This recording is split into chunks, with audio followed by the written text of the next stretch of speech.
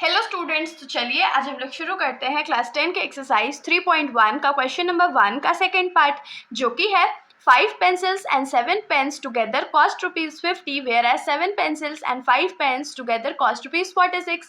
Find the cost of 1 pencil and 1 pen. तो इस question में हम लोग को क्या बोला गया है कि 5 पेंसिल और 7 पेन के कॉस्ट को जब हम लोग मिलाएंगे तो वो ₹50 होगा, और वहीं पर जब 7 पेंसिल्स और 5 पेन्स के कॉस्ट को मिलाएंगे तो वो ₹46 होगा। तो हम लोग को यहाँ पर से एक पेंसिल और एक पेन का जो कॉस्ट है वो फाइंड करके बताना है। तो ऐसे तो ये क्वेश्चन ईजी है, अगर हम लोग इसको नॉर्मली सॉल्व करें तो तुरंत सॉल्व हो जाए, लेकिन इस क्वेश्चन में हम लोग को क्या बोला गया है, ग्राफिकल मेथड से सॉल्व करना है, क्योंकि इस क्वेश्चन का जो फर्स्ट पार्ट था वो भी हमने ग्राफिकल मेथड से सॉल्व किया था। तो चलिए हम लोग शुरुआत करते हैं। तो इसमें हम लोग सबसे पहले लिखेंगे let the cost of 1 pencil be x. एक पेंसिल के कॉस्ट को हम लोग क्या मानते हैं, एक्स मानते हैं, तो उसके हिसाब से let the cost of 1 pen be, एक पेन का कॉस्ट क्या हो जाएगा, तो y हो जाएगा। तो अकॉर्डिंग टू क्वेश्चन इक्वेशंस हम लोग को क्या क्या मिलेंगे, तो 5 पेंसिल्स है मतलब 5 इंटू एक्स प्लस 7 पेन्स है मतलब 7 into y is equals to क्या मिलेगा, ₹50, और इसको हम लोग क्या मानेंगे, इक्वेशन नंबर 1। और सेकेंड इक्वेशन हमारा क्या होगा, 7 पेंसिल्स है ना तो 7x प्लस 5 पेन्स है मतलब 5 into y is equals to कितना है, तो ₹46, और ये हमारा इक्वेशन नंबर 2 हो जाएगा। तो अब देखिए, इसको सॉल्व करने के लिए ग्राफिकल मेथड से हम लोग को पहले x और y का दो वैल्यू निकालना पड़ेगा, तो हम लोग निकाल लेते हैं। यहाँ पर हम लोग निकालेंगे फॉर इक्वेशन नंबर 1 और यहाँ पर हम लोग निकालेंगे फॉर इक्वेशन नंबर 2। तो हम लोग एक बॉक्स ड्रॉ कर लेते हैं। यहाँ पर हमारा x का वैल्यू आएगा, यहाँ y का वैल्यू आएगा। यहाँ पर हम लोग सेकेंड इक्वेशन के लिए भी सेम चीज़ करते हैं, बॉक्स ड्रॉ कर लेते हैं। यहाँ पर हमारा x का वैल्यू आएगा, यहाँ y का वैल्यू आएगा। तो चलिए पहले इक्वेशन नंबर 1 के लिए सॉल्व करते हैं। तो मान लीजिए हमारा जो पहला x का वैल्यू है वो हम लोग 3 ले लेते हैं, तो put x is equals to 3 हो जाएगा। तो हमारा इक्वेशन क्या था, 5x plus 7y is equals to 50 था। तो 5x क्या हो जाएगा, तो 5 into 3 plus 7y is equals to 50 हो गया। तो 5 3 का कितना आता है, 15 plus 7y is equals to 50। तो 7y क्या हो जाएगा, 50 माइनस 15। तो 50 माइनस 15 कितना होता है, 35 होता है ना। तो 7y इज इक्वल्स टू 35। तो 7 और 35 ये 5 हो गया। तो y का वैल्यू क्या मिलेगा, हम लोग को 5 मिलेगा। तो यहाँ पर हम लोग 5 लिख देते हैं। अब दूसरा x का वैल्यू हम लोग क्या ले लें, क्या गेस करते हैं, चलिए 10 लेके देखते हैं। तो हम लोग 10 ले लेते हैं। तो यहाँ पर हम लोग लिखेंगे put x is equals to 10, और इक्वेशन हमारा क्या था, 5x था। तो 5 into 10 plus 7y is equals to 50 आ गया। तो 5 10 50 plus 7y is equals to 50 हो गया।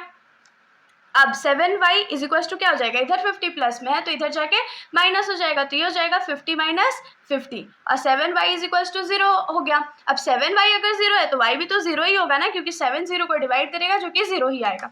तो यहाँ पर जब हमारा x का वैल्यू 10 था तो y का वैल्यू हमारा 0 आ गया। अब हम लोग सेकेंड इक्वेशन पे आते हैं। तो सेकेंड इक्वेशन में हम लोग क्या करते हैं, x का वैल्यू फिर से कुछ अज्यूम करते हैं। अगर मान लीजिए हम लोग x का वैल्यू फिर से 3 ही अज्यूम करते हैं, तो ये क्या हो जाएगा, put x is equals to 3, और हमारा इक्वेशन क्या है, तो 7x plus 5y is equals to 46।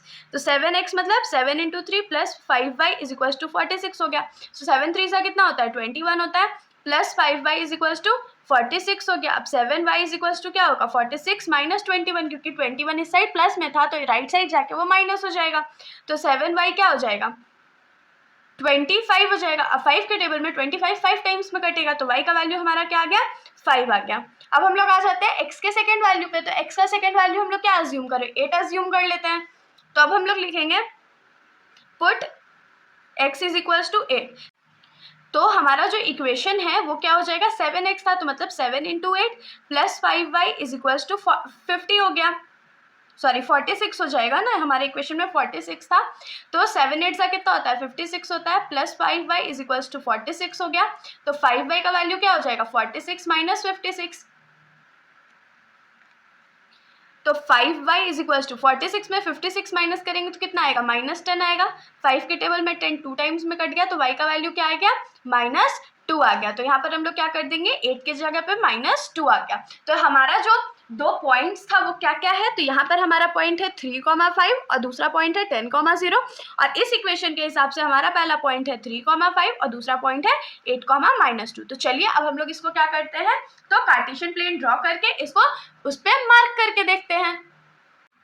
तो ये हमारा कार्टेशियन प्लेन ड्रॉ हो चुका है। तो अब हम लोग क्या करते हैं, इस पर पॉइंट्स मार्क कर लेते हैं। तो जो हमारा पहला इक्वेशन था वो क्या था, तो 5x + 7y = 50 था और उसके लिए जो हमने पॉइंट्स निकाला था वो क्या था, तो 3,5 था और उसके बाद 10,0 था। तो 3,5 हमारा कहाँ लाई करेगा, तो 3 यहाँ पर है और 5 यहाँ पर है।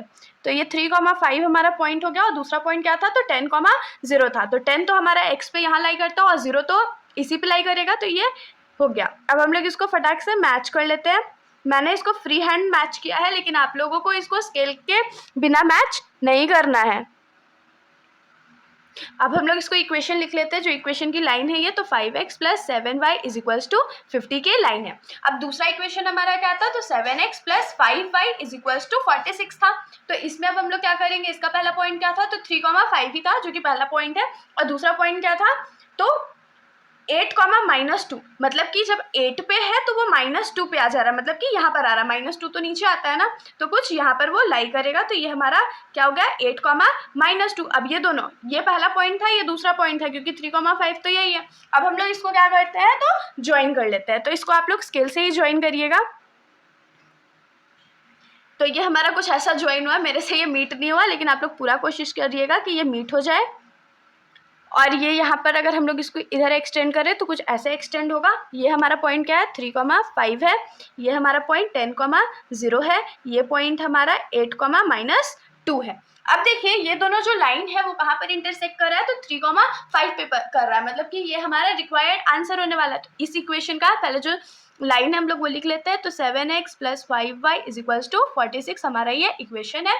अब यहाँ पर कॉमन पॉइंट तो यही है, मतलब x का वैल्यू हमारा 3 है और y का वैल्यू हमारा 5 है। तो हम लोग लास्ट में लिखेंगे therefore cost of 1 pencil. 1 pencil का कॉस्ट को हम लोग क्या माने थे, x माने थे, तो ये क्या हो जाएगा, ₹3 हो जाएगा।